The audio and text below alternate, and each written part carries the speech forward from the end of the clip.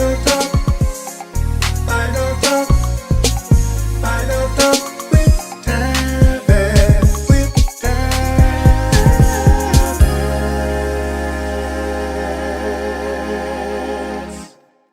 Hey there, everybody, and welcome back to Vinyl Talk with Tavis, and I'm Tavis.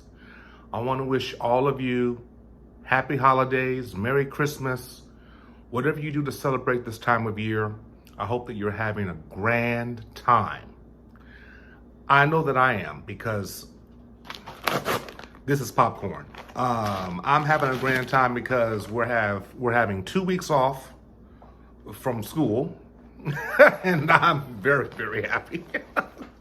Woo, Lord Jesus. Been working on winter programs for the kids, teaching, dealing with family, just everyday things that we go through as adults. And sometimes I hate adulting. Do you ever hate adulting, being an adult? I teach kids. I said, you all should just be so happy that you're children. All you have to do is get up and come to school and go home. You don't have to deal with car payments and rent and bills and bills and more bills. It never stops. Never stops. Well, I'm grateful, hopeful, and I'm feeling really good. And I wanted to share with you today, I just cannot get over the fact how much I love this book. This video is all about, not all about, but a majority of this video was about, my name is Barbara. Look how thick this book is. Look at the back. Now, when this book first came out, a few weeks ago, I said, I can't wait to do a video on this book. I can't wait to do a review about the book. Child, this book is about 1,000 pages. So I had to just kind of digest it. And also, I purchased the audiobook as well. So I'm listening to Barbra Streisand read her book. And it's really an amazing story. She has so many great stories. I mean, every project that she has done musically, she speaks on that. Every movie she's made and directed, she speaks on that. She talks about the loves in her life, the ups and downs with her mother, her non-present father, because he had died. I mean, I tell you, this is an awesome book. I would highly recommend, if you like to listen to books, I would highly recommend that you go to, is it Audible? Or go to some type of streaming platform and download her reading the book to you, because she adds a little bit more, if you will, flavor to her reading of it. She has, I think, a little bit of commentary that's not in the book. She also has clips of the music. So when she mentions a specific song that she worked on, that she wants to talk about, you hear that piece. She just lets you hear a sample of what she's talking about. Now, before I get into this, let me tell you about some records that I got. Before we get into all things Barbara, I was so happy to find this Diana Ross original TV soundtrack, when she did her soundtrack back in the 70s. I mean, this is an awesome collector's item vinyl piece to have. We have on here the Jacksons, we have Danny Thomas, Bill Cosby, if we want to talk, look, I shouldn't even say his name because he has so much negative stuff around him, my Lord, the things that he's been accused of doing, and oh God, I shouldn't say accused, the things that he did. That's why I coughed. Thank you, Lord. But this is great. Of course, it's on Motown. It's a great album. And it's just her live performance on her show, and it's on record. And I'm so glad to have this. I also found the Bee Gees main course. So this is when I think it was, yeah, this is when Barry Gibb finds that falsetto voice and he really lets it go on the Nights on Broadway and Jive Talking, and he lets out that new sound that really led to a new dimension of their music. So this has Nights on Broadway, Jive Talking, Wind of Change. Of course, my favorite two are Nights on Broadway and Jive Talking. Just an awesome record. Let's see what's on the inside. Here's a picture of them. Can you see that? And of course, the record itself. Okay, very great condition. I'm glad to have that to my addition.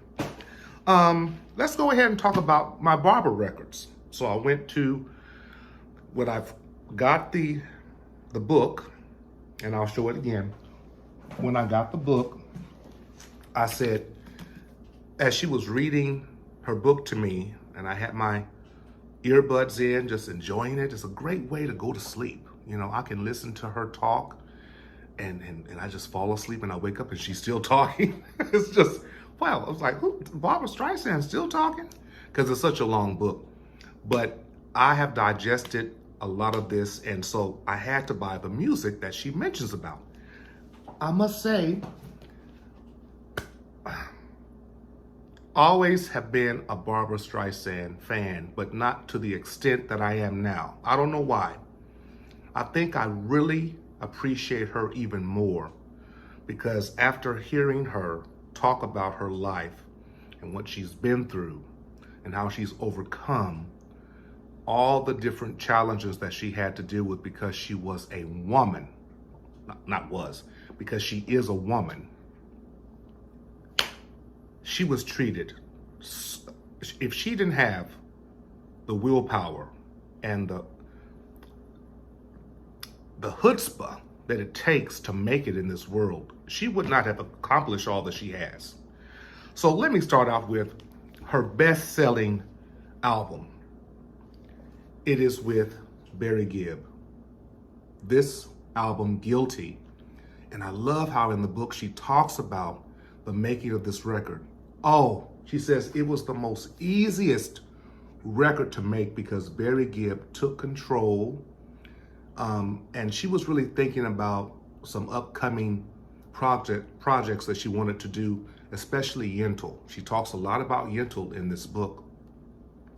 And so someone had mentioned to her producers or friends, you know, it's time to make a record. Let's go see the Bee Gees.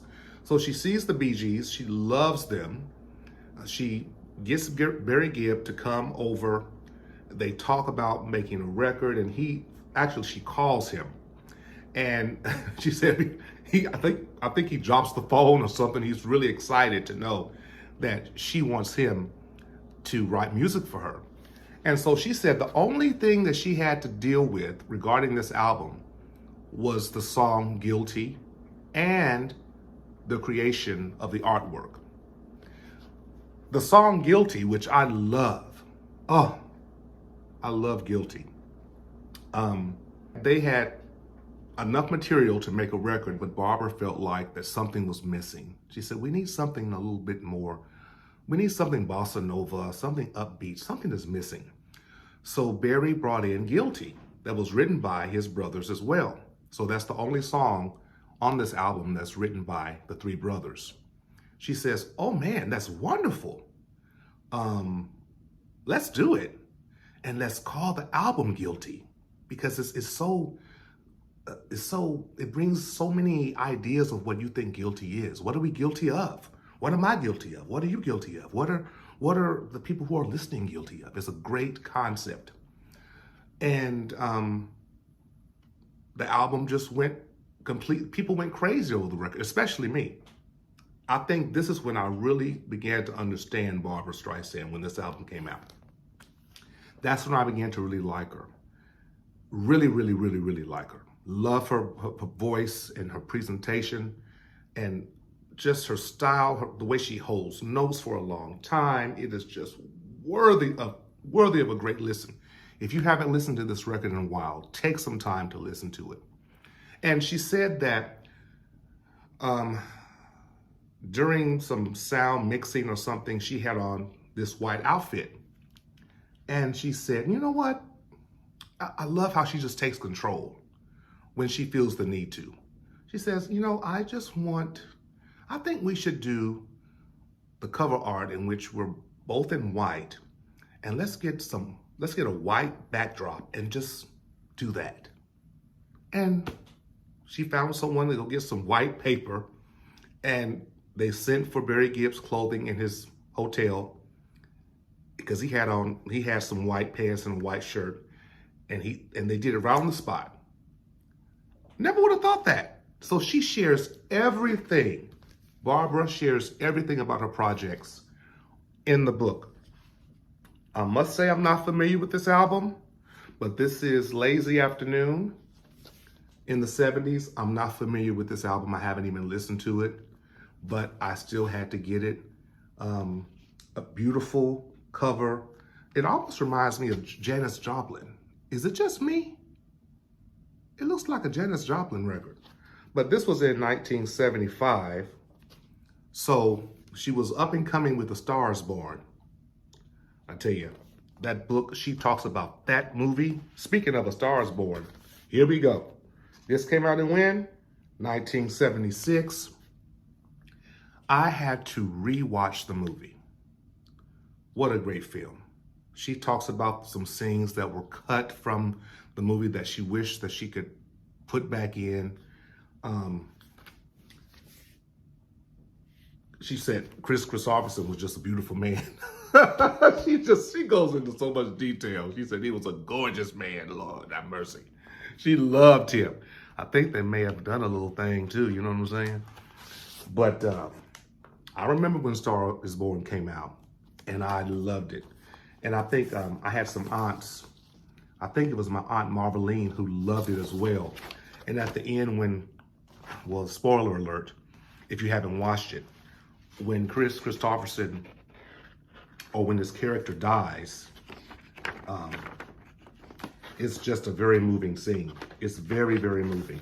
I'll go ahead and tell you. He dies in a car crash because he's just an alcoholic. He leaves her one morning and says goodbye, and she says, I can't wait to see you, blah, blah, blah. You know, they're kissing and they love each other.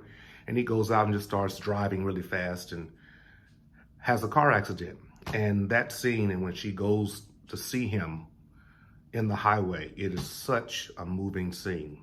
And she speaks about that in the book as well, on how she really put her all into that particular scene. This album is called Memories. Of course, it's a compilation album. It has memories. I'm thinking about memories of the sun in the moonlight. No, how does memories go? Memories of the way we were. You know what? I think I'm losing my mind. The way we were is not memories. Anyway, look, I don't know what's going on. My mind has just went blank. But she also has the song, You Don't Bring Me Flowers. In the book, she tells how that song came to be. Are you familiar with how that song came to be? She had recorded that song. Neil Diamond had recorded that song too. It just happened to be in the same key. A DJ was going through a situation with a relationship, and he loved the two versions, and he spliced together and made their two solos of that song into a duet. It got a great big buzz from his listening audience. So much so that Barbara and Neil Diamond decided to go in the studio and make it real. And she talks about when they sang the song on the Grammys and how she's extremely nervous. Y'all, you've got to get that book. I highly recommend it. She talks about, No More Tears with Donna Summer. To me, that was the most endearing part, one of the most endearing parts of the book. So I'm going to share it with you. So Donna Summer had just done the movie The Main Event. And these two great disco artists or disco writers, I forgot their names, my heavens, you'll see their names right here. They want her to do a song called No More Tears. Actually, they want it to be Enough is Enough. And it comes from her Wet album. So she listened to it and she said something was missing. You know, she's a take control woman. I love it. Artistically, and yeah, artistically, she has what she knows what she wants, and she shares that. Something is missing. She said, add some water to it. So they add that beginning to it, which is very slow. Ooh, it's raining, it's pouring. My love life is boring me to tears after all these years. And here comes Donna Summer. How did Donna Summer become a part of that project? Well, those writers of the song have been working with Donna Summer, and they suggested that she use Donna to be a duet artist with her on the song. What a great pairing. And she says she met Donna and her son loved Donna Summer so much she had to do it. So they're in the recording studio and they sing these high notes and they're rehearsing and they're recording and blah, blah, blah. And they start hitting these high notes. Another tear. And the note is so high and so long. And Barbara has her head back. She talks about this in the book. She's singing, she has her head back, and Donna's sitting by her on a stool. And Barbara's singing that note, and she looks around, and Donna Summer is nowhere to be found. Donna Summer had fallen off the stool, lost consciousness. I'm sorry. I'm laughing because it's a funny story. The way Barbara says it. She doesn't laugh about it, but the way she says it, she says, "Where's Donna?" Donna's on the floor. Donna was waving people away. I'm okay. But this is what Barbara said that Donna said. I'm on the floor and I'm looking up at you and you still holding that note. I thought that was hilarious. And so, but Donna was okay. And Barbara Streisand says how the last time she saw Donna and how she didn't realize that she had died so quickly and she missed her and they had a great relationship and she was so proud that she did that song with Donna Summer. That was a great story. And this is another record by Barbara Streisand called Emotion. She shares in the book that she really didn't feel this record. She didn't feel that it was something that I think she was like kind of made to do it because they wanted her to be even more popish and kind of to get with the times. And Earth, Wind & Fire, Maurice White from Earth, Wind & Fire did some productions on here. And also when I listen to it, it doesn't really sound like songs that she would sing. So it kind of seems out of step for her, and she even mentions that. So I don't know if she was quite happy with this record, but it came out and it did its thing. I can't remember any of the hits on here. So, and of course I have The Way We Were, memories, like the colors of my mind, memories of the way we were. Everyone, I must tell you, if you don't have this book, please get it. I mean, it may cost you a pretty penny. I got it at Target for, I think, about $29. It's worth it. If you can't afford it, get the Audible version. Get her reading it to you. It is fantastic. But this book is filled with nuggets. Just everything that has happened in her life. I think she said it was a 10-year process. A 10-year process of your memoirs. I tell you, what a jewel. This is my favorite book of the year. It is my favorite all-time book of the year. And I must tell you this, Guilty is my favorite album of Barbra Streisand's. This is my second favorite, her Broadway album. And she speaks highly on the importance of going back to her roots when she recorded this record. And she utilizes Stephen Sondheim, the great songwriter. Somewhere is a Beautiful Song. Every song on here is great. And it was a big hit, this album. Oh my God, going back to her roots after she had went pop and did disco. And then she said, let me go back to where it all started.